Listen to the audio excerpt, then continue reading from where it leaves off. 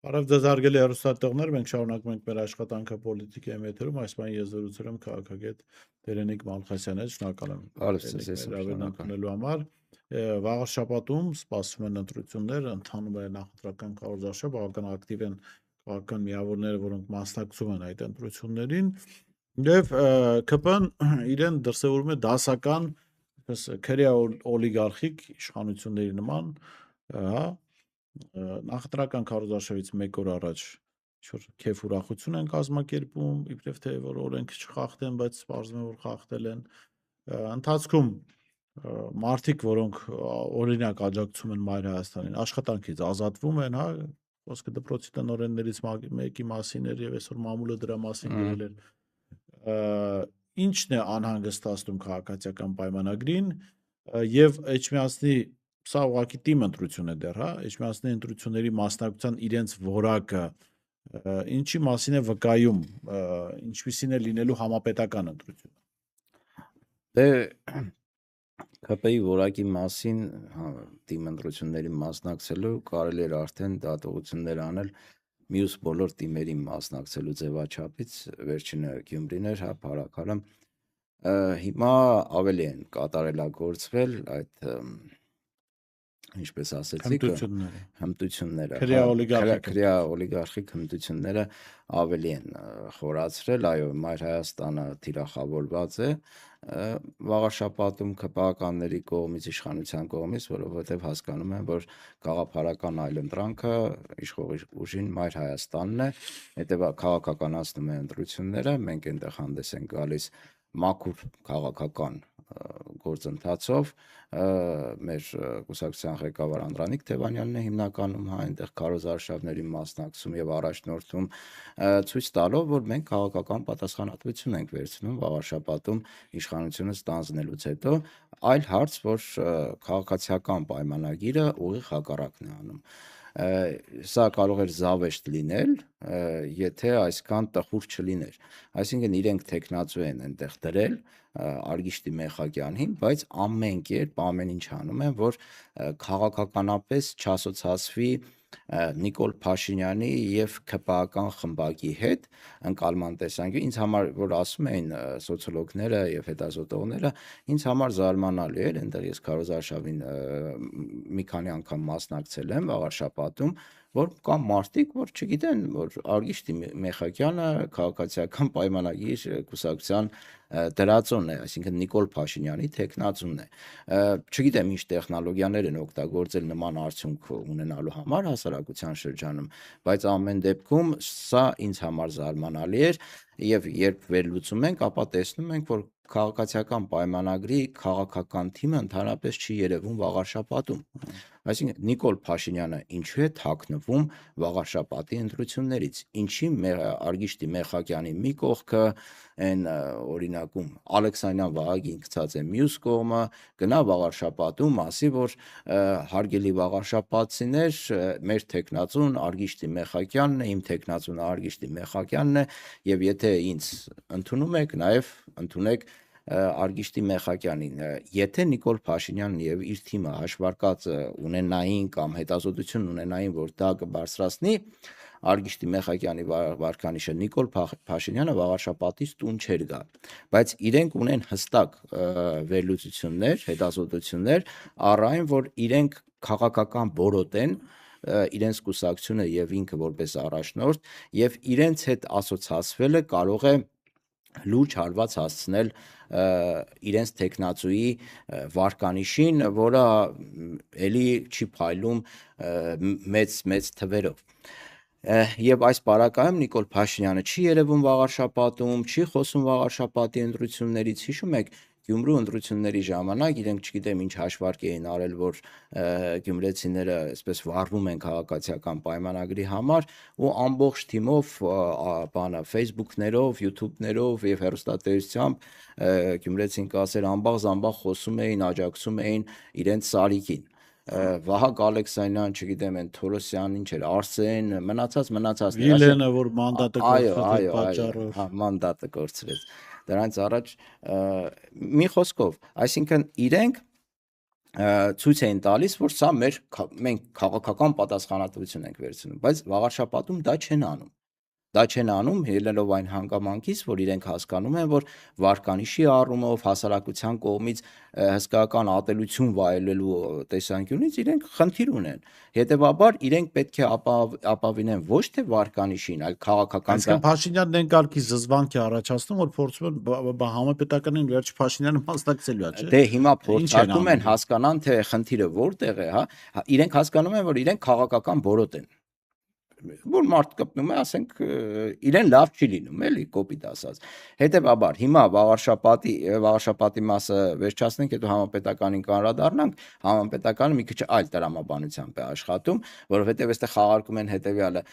Այ Արգիշտի Մեխակյանը, չգիտեմ, ասենք, Մեխակյանի որդին է,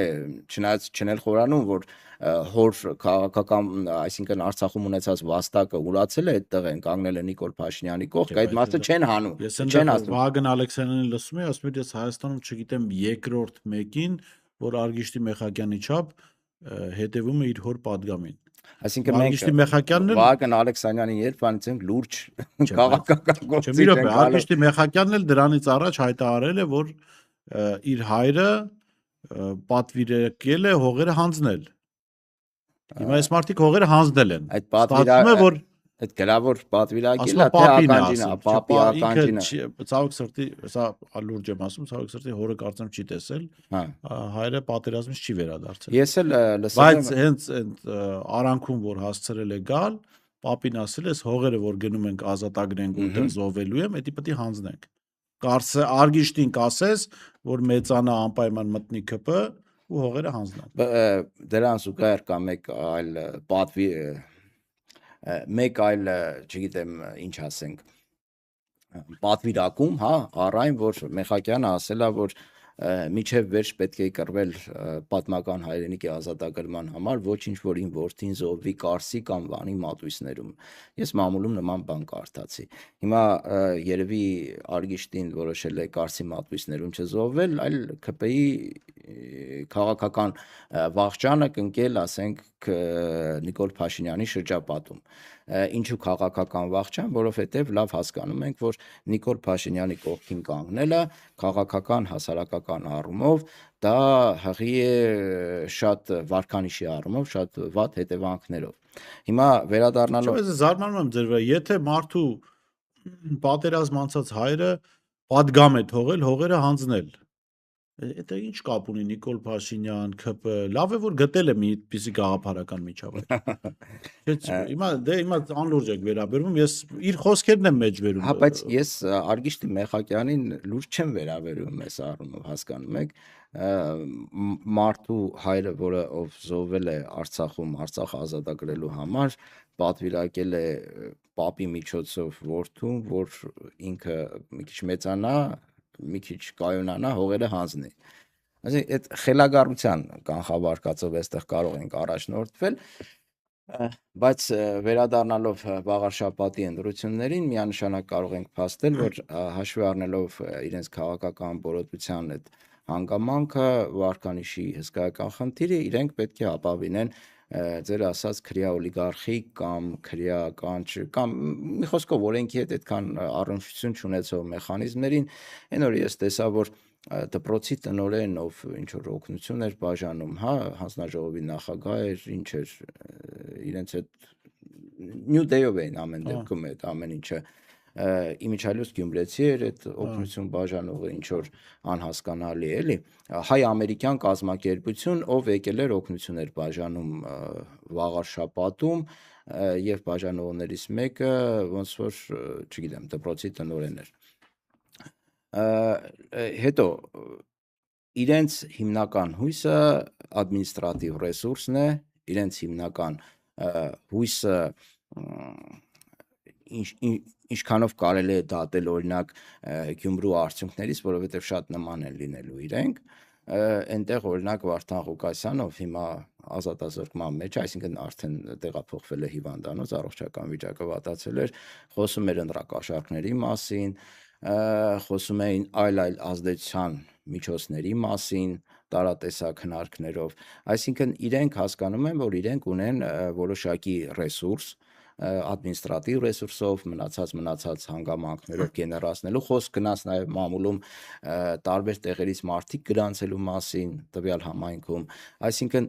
այդ հանրագումարում կստացվի ինչ-որ մի թիվ, որը իրենք ակնկալում են, որ այդ թիվը կարող է դառնալ 50+1, բայց այստեղ մեկ կարևոր հանգամանք կա, ինչը կախված է արդեն ուղիղ վաղարշապատցիներից, եթե վաղարշապատցիները ուզում են մերժել Նիկոլ Փաշինյանին Արգիշտի Մեխակյանի հետ միաժամանակ, ապա իրենք պետք է գնան ընտրությունների գնալը միակ տարբերակն է, որ իրենք կարողանան ՔՊ-ի այդ աշխատանքը ջուրը լցնել, աշխատանքը վատ առումով է պարագայում, որովհետև ասեցի ինչ հնարավոր տեխնոլոգիաներով իրենք կարող են ձայներ հավաքել, Գյումրիում էլ իրենք ասում էին, որ մենք հաստատ 50+1 հավաքելու ենք, հաստատ հավաքելու ենք, հույս ունեին, որ գյումրեցիները ուղղակի ընտրության չեն գնա եւ իրենց հավաքած տարատեսակ միջոցներով հավաքած, ոչ թե վարկանիշի առումով ստացած 17,000-ը 50+ նույնիսկ մի քիչ ավել կլիներ էլի այդ ամեն ինչը, եթե ասենք գնալ այնտեղ 30,000 մասնակից, բայց գնանց անհամեմատ ավելի շատ, նույն պարագայում նույն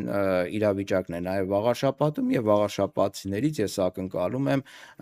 որ իրենք քաղաքական բարձր ակտիվություն ցույց կտան, պատասխանատվություն կունենան, կգնան ընտրատեղամասեր, գնացեք ընտրատեղամասեր քվեարկեք ընդդիմության օգտին, ում ուզում եք քվեարկեք, բայց անպայման գնացեք ընտրությունների, դրանով դուք կարող եք փոքր քայլով շատ մեծ ներդրում ունենալ իշխանության Նիկոլ Փաշինյանի եւ ՔՊ-ի մերժման այդ քաղաքականության մեջ։ Դերերիկ հիշում ես տարիներ առաջ, երբ Նիկոլ Փաշինյանը ընդդիմադիր падգամավոր էր,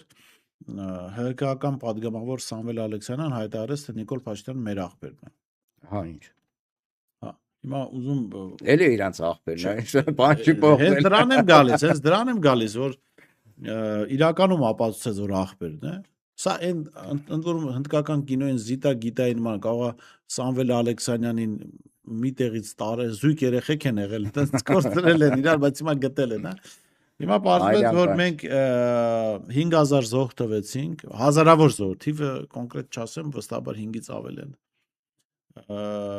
Զոհեր տվեցին, կորցրեցինք Արցախը, որ Փաշինյանի աղբեր Սամվել Ալեքսանյանը Ադրբեջանով ցոր են բերի Հայաստան։ Սա լավ եղբայրություն է, ոնց ես գնահատում։ Նախկինների դեմ լավ պայքար է գնում։ Իրենց համար շատ լավ եղբայրություն է, ինձ թվում է, շատ արդյունավետ համագործակցություն է ստացվում Սամվել Ալեքսանյանի եւ Նիկոլ Փաշինյանի միջև տևական ժամանակ 18 թվականից սկսած եւ դրանից առաջ էլ արդեն գիտենք այդ եղբայրության մասին, երևի այն ժամանակ ավելի շատ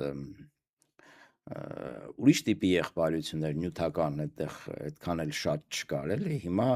այս նյութականի հատվածը իրենց մեջ ավելի է շատացել այդ հարաբերությունների մեջ, ինչ վերաբերում է ցորենին,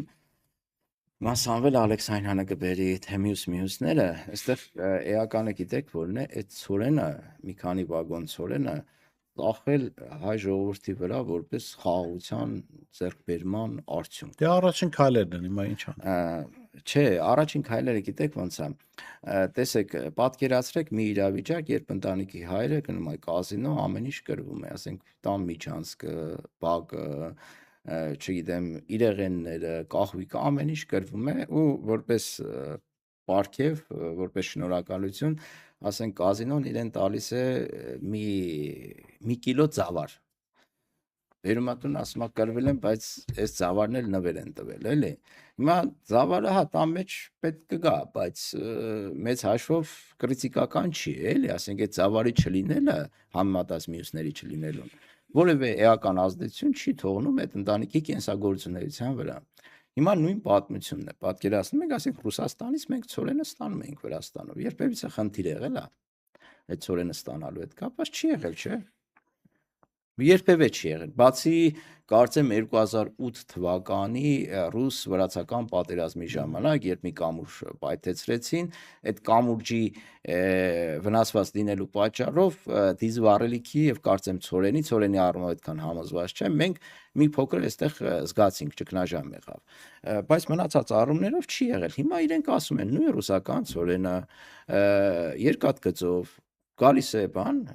Հայաստան, այս դեպքում Ադրբեջանով ու այդ ներկայացնում են մեզ որպես խաղաղության արդյունք։ Սա գիտեք ձեռ առնելուց ավելի վատ բան է։ Այսինքն ես չեմ հասկանում այդ խաղաղության, այդ չկա էլ խաղաղություն, հասկանում եք, այստեղ էլ մենք ընկնում ենք թակարդը, երբ ասում ենք այդ խաղաղության արդյունքն է կամ խաղաղության, չգիտեմ ինչի գործընթացի, ինչ որ թուղթ են նախաստորագրել, այդ նախաստորագրող կողմերի վկան գերտերություն համարվող Միացյալ Նահանգները սկի խաբար չէ ինչ թուղթ են ստորագրել, նախաստորագրել, այս երկուսը մինչև հիմա չեն կարողանում պայմանավորվել, թե ինչ հիմքի վրա պետք է այդ խաղաղությունը այստեղ տեղի ունենա, փաստաթղթավորված որևէ բան չկա, Նիկոլը հսկայական բաներ զիջել է Ալիևին, Ալիևը մի հատ, ասենք, այնտեղ բանա ապաբլոկավորել ֆունկցիա որ կարելի է, ասենք, տարանցիկ ճանապարհներով բեռներ մտցնել Հայաստան։ Ասենք մենք խնդիր ունեցել ենք բեռներ մտցնելու հետ կապված, շատ լավ է որ հա Ադրբեջանից ինչ որ բան կարող է մտնել հետո, բայց մենք դրանից առաջ այդ խնդիրը չենք ունեցել։ Մեր համար Ադրբեջանով բեռ ստանալը կրիտիկական նշանակություն ունի։ Մի քանի անգամ ավելի էժան է։ Քանի անգամ։ Դա չգիտեմ, բայց դա սպառողների վրա չի։ Բորիս ջան, պետք է տեսեք։ Բայց դա սպառողների վրա չի ազդի։ Ցորենը եւ Ալյուրը կշարունակեն ինքնին ազդում բերողների։ Այսինքն Սամվել Ալեքսանյանը միլիոնավոր դոլարների եկամուտ ստանա։ Հիմա թե ժողովուրդը թող այստեղից հետևություններ անի, իրեն ինչ Ադրբեջանով է մտել այդ ցորենը, թե Վրաստանով է մտել, ինչ որ էական տարբերություն կա։ Մեկը մենք 1000 դրամի ենք լսում։ Հա, նույն պատմությունը, բայց մի հատ կարևոր հանգամանք էլ կա, էժան ցորեն բերելու հետ կապված այդ շահարկումները։ Շատ գյուղացիներ, ովքեր զբաղվում են ցորենի աճեցմամբ, հա, իրենք ունեն շատ լուրջ խնդիրներ, որովհետև իրենք օրինակ այս տարի ստացել են բավականին լավ բերք, բայց ցորենի գինը շատ էժան է, որովհետև դրսից ներկրվող ցորենը շատ ավելի էժան է, քան այստեղ աճեցրած ցորենը։ Ու երբ որ Նիկոլ Փաշինյանը իր կառավարության անդամներով նիստերի ժամանակ լացում է, թե օ տեսեք կոկորտիլոսի արդյունքներ թափելով, որ մեր վարելահողերի 50%-ը չեն մշակում, այս գյուղացիները թամբալ են, են, գյուղացին ոնց մշակի իր ցորենի դաշտերը, երբ որ ասենք իր աճեցրած ցորենը եկամուտ ստանալու համար շատ ավելի էժան է, քան դրսից ներկրված ցորենը։ Այսինքն դուք այդ էժան ցորենով ըստ էության հսկայական հարված եք հասցնում Հայաստանի գյուղատնտեսությանը։ Ես տնտեսագետ չեմ, բայց եթե ես ցորեն աճեցնող լինեի, հա, հաստատ կանհանգստանայի, որ ավելի էժան ցորեն է ներկրվում, որովհետև ես իմ դաշտերում հստակ խնդրեմ եմ ունենալու։ Եվ որpիսի այդ խնդրեմը չունենա, շատ լավ է էժան ապրանք ներկրելը։ Ուրեմն դու բարի եղի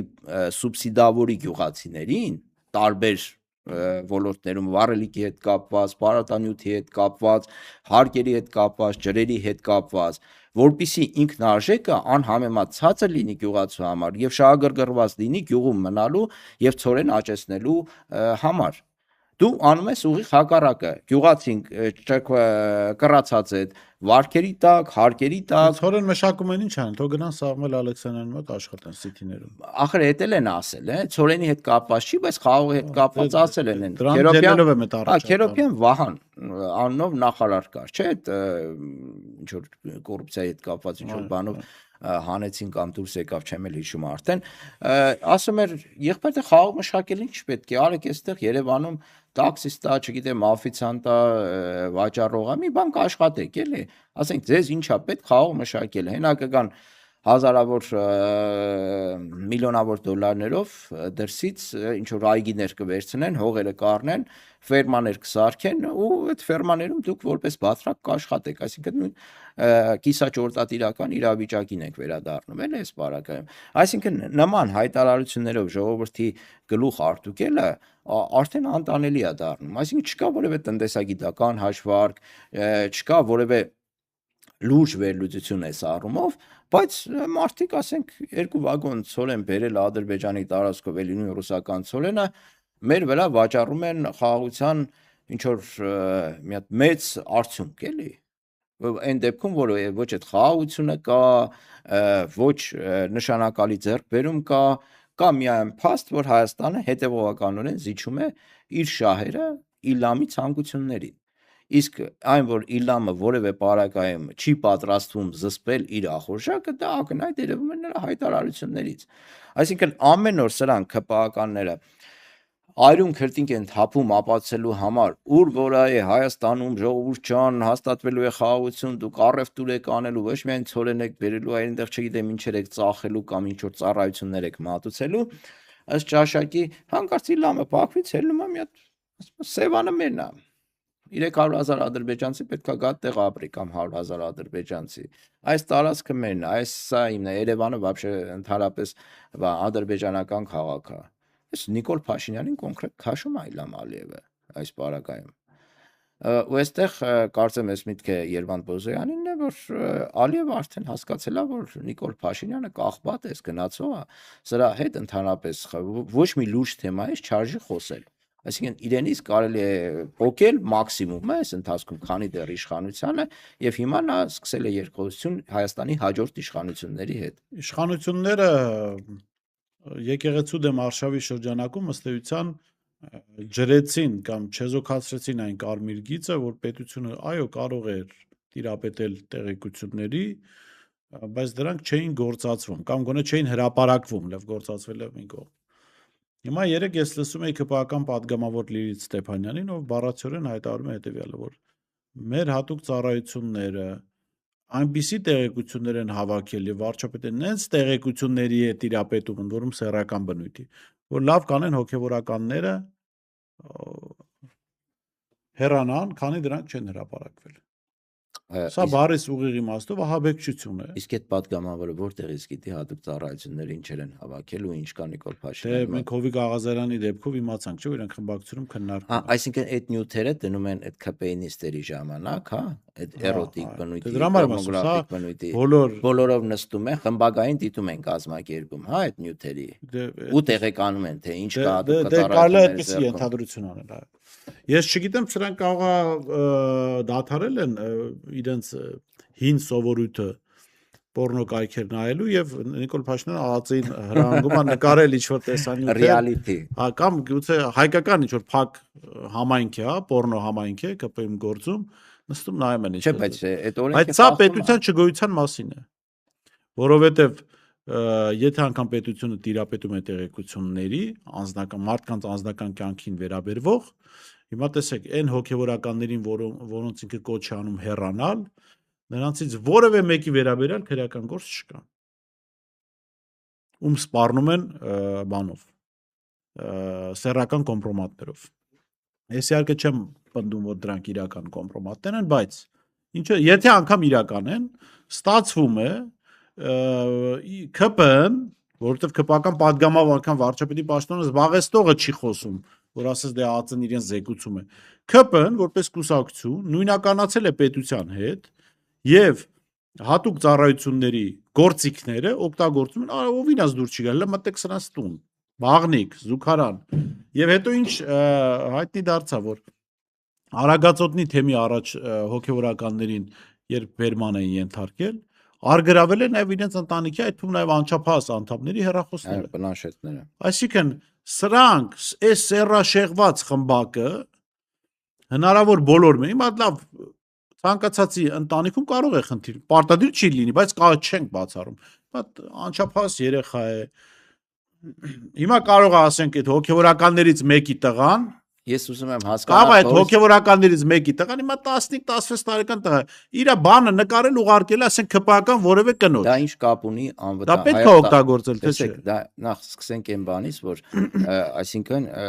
այդ խոսքերը որ մեջ բերեցիք այդ ԿՊԱ-ական պատկոն խոստովանում է որ ԱԱԾ-ն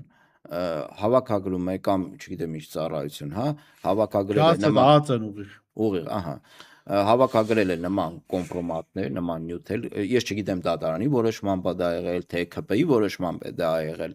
եւ դա կիսվում է падգամավորների հետ, ինչը ինձ թվում է օրենքի խախտում է, որովհետև ասենք ինչ գործ ունի ԿՊԱ-ական պատգամավորը ինչ որ հոգևորականի վերաբերյալ ԱԱԾ-ի գաղտնալսած նյութերի հետ ընդհանրապես կապ չունի, էլի, եթե էլի եմ ասում խմբակային դիտումներ չեն կազմակերպում, էլի նման նյութերի ԿՊ-ի վարչության նիստերի ժամանակ։ Երկրորդ, ենթադրենք Եվ ընդ որում ներողություն մի հավելում անում պատգամավորը իր խոսքում ասում է, որ Նիկոլ Փաշինյանն է ընտրում այդ նյութերից որը հրապարակվի։ Ահա, այսինքն իրենք խոստովանում են, որ իրենք ունեն այլևս քաղաքական ոստիկանություն։ Այսինքն այդ քաղաքական ոստիկանությունը, քաղաքական հատուկ ծառայությունները զբաղված են բացառապես Նիկոլ Փաշինյանի ընդդիմախոսներին գաղտնալսելով, կոմպրոմատներ հավաքելով, վարկաբեկելով, իրենց գործը դա է։ Եվ անմիջապես զեկուցում են Նիկոլ Փաշինյանին իրենց ձեռքբերումների մասին, այն էլ ըստ հայեցողության արդեն կամ խմբակային դիտում կազմակերպում է, կամ ասենք անհատական դիտումներով զբաղվում։ Բայց մեկ կարևոր հանգամանք կա, ենթադրենք հոգևորականներից մեկին նկարել են ինչ-որ այդպիսի անհարմար իրավիճակներում, ինչ-որ սկանդալ եւ այլն։ Ինչ կապ ունի դա պետության անվտանգության հետ, ինչ կապ ունի դա հասարակության անվտանգության հետ։ Ենթադրենք հոգևորականներից մեկը կին ունի, ենթադրենք ինչ-որ սկանդալի մեջ է։ Հարգելի հասարակություն, հարգելի ժողովուրդ, դա ինչ կապ ունի մեր անվտանգության հետ, հասարակության անվտանգության հետ, պետության անվտանգության հետ։ Դա որևէ կերպ խաթարում է մեր բնականոն կյանքը, որևէ կերպ չի խաթարում այս առումով, հասկանում եք, դա այդ հոգևորականի պրոբլեմն է, դա այդ թեմի պրոբլեմն է կամ եկեղեցու պրոբլեմն է, իրենց խնդիրն է դա, որոնց պետք է լուծում տան, եթե դա իրականությանը համապատասխանում է։ Եվ այստեղ Նիկոլ Փաշինյանը իր ԿՊԱ-ական խմբակը, իր խունտան որևէ կերպ իրավունք չունի միջամտելու տվյալ ինստիտուտի գործունեությանը։ Դա առանձին ինստիտուտ է իր կանոնադրությամբ եւ պետությունից անջատ։ Եվ պետությունից անջատ։ Դու ով ես ընդհանրապես քո ԿՊԱ-ականներով, ով եք, որ միջամտեք նման բաների մեջ։ Ասենք, եթե օրենքի խախտում չկա, եթե սահմանադրության հետ կապված որևէ խնդիր չկա, քո անմիջական պարտականությունը սահմանադրական կարգի ապահովումն է, որը դու ընդհանրապես դրա հետ ինչ-որ խնդիրներ ունես, չես կարողանում անել։ Օրենքների ապահովումն է, իրավապահ համակարգի արդարացի եւ արդյունավետ գործունեություն է։ Այդ առումներով դու տապալում ես պետության անվտանգության ու հանկարծ խոսում ես ինչ-որ հոգևորականներից մեկը, չգիտեմ ինչ է արել, ում հետ ակնել կամ չի քնել եւ այլն։ Դա ընդհանրապես ինչ կապ ունի իրենց ֆունկցիաների հետ։ Բացարձակ որևէ կապ։ Այլ եթե դուք նման նյութերով կոմպրոմատ եք փնտրում, ասենք հոգևորականների շրջանում, ես հաստատ համոզված եմ, որ դուք նման գործունեությամբ այս պարագայում զբաղված եք նաև ձեր թիմակիցների նկատմամբ, չէ՞, կարող եք նման ենթադրություններ անել։ Ենթադրություն որն է։ Այդ թիմի նախկին անդամները ուղիղ իմաստով հայտարարել են եւ Հովիկ Աղազարյանի դեպքը ամենավառ այսպես ցուցիչն է։ Հիմա թող այդ իր անդամները նախ մտածեն այդ մասին, հա, թե ինչեր է հավաքվել։ Ուղղակի անդամները թե ԿՊ-ի։ Համ, էլի, երկուսն էլ թող բանանեն։ Թող իրենք մտածեն այդ մասին։ Երկրորդ, եթե համարում եք, որ նման բաները կոմպրոմատ կարող են հանդիսանալ, այսինքն ինչ որ սեռական ակտեր, տղա աղջիկ կամ տղա աղջիկ, չգիտեմ արդեն այդ կոմբինացիաներ իրենք ավելի լավ կիմանան, իր չինովնիկներին ինքը պետք է ստիպի, որ խոստովանեն իրենց սեռական կողմնորոշման մասին, որպեսզի ամաչելու բան չունենան, եթե ասենք որևէ երկրի ծառայություն, օրինակ գաղտնի տեսանկարահանի ինչ որ մի պաշտոնյայի, ասենք միասեռական ակտը։ Այդ մարդիկ թող ԿՊ-ում հելեն հայտարարեն, որ ասենք մենք միասեռական ենք, ասենք, չգիտեմ, որ դա չսպառնա պետության անվտանգության, չէ, եթե խոստովանում է ինքը խնդիր չունի, արդեն այդ ներկայացված հավաքագրված կոմպրոմատները դառնում են առ-ոչինչ։ Այսինքն դա այդ կոմբինացիան կարող է սպառնալ պետության անվտանգության։ Եթե ասենք Բարսաշչյան պաշտոնյա է, չի խոստովանում, որ միասեռական է, չէ, ասենք իրեն գաղտնի նկարահանում են, ինչ որ հատուկ ծառայություններ, հետո սպառնում են իրեն, որ այ եթե այս գաղտնիքը չտաս մեզ կամ այս որոշումը չկայացնես, մենք քեզ կխայտարակենք։ Բայց երբ որ այդ մարդը խոստովանում է, որ այո, ինքը միասեռական է, որևէ խնդիր չկա այս առումով, հրապարակում եք, հրապարակեք, դե բոլորն էլ գիտեն, ընդունում են ինձ, որպես ասենք միասեռական, որևէ խնդիր չկա, թող այ իր թիմակիցներին, եթե մեջներ նման մարդիկ կան, հորդորի, որ ասենք խոստովանեք, ասենք մեկը այլ տիպի սեռական, ասենք այլասեռվածության կողմնակից է, մյուսը չգիտեմ ինչ է, այ պետական պաշտոնյաների ոլորտում նման գործընթաց պետք է վարվի, որպեսզի հասկանանք, էլի, որ օտարերկրյա հատուկ ծառայությունները հանկարծ այդ շեղում ասենք, այլ կողմնորոշում ասենք, կամ չգիտեմ ոնց բացատրենք, գնահատենք այդ իրավիճակը, այդ տիպի մարդիկ ելնեն խոստովանեն, հասարակությունը ընդունեց, չընդունեց, հիմա իրանց պրոբլեմ է, օրինակ Ֆրանսիայում ոնց է, Պաշտպանության նախարարն էր, թե արտգործ նախարարն էր, այլ սեռական կողմնորոշում ունեցող, ամուսնացած էին արտգործ նախարար, այսինքն այդ մարդը խնդիր չի տեսել, չէ, ասենք հայտարարել է, ու ինչ որ այլ տղամարդու հետ իր սեռական կամը չի կարող դիտարկվել որպես կոմպրոմատ իր նկատմամբ։ Շատ լավ, սպասենք, առաջին թող վարչապետի պաշտոնը զբաղեցնողի աշխատակազմից այդ հայտարարություններն անեն, տենանք այդ աշխատակազմը ովքեր կան։ Դա ուղղակի պետական անվտանգության հետ կապ ունեցող գործընթաց է, էլի։ Շնորհակալ եմ Դերենիկ, հետաքրքիր դրույթի համար։ Շեշտում զրուցում էի քաղաքագետ Դերենիկ Մալխասյանի հետ, տեսություն կհանդիպենք։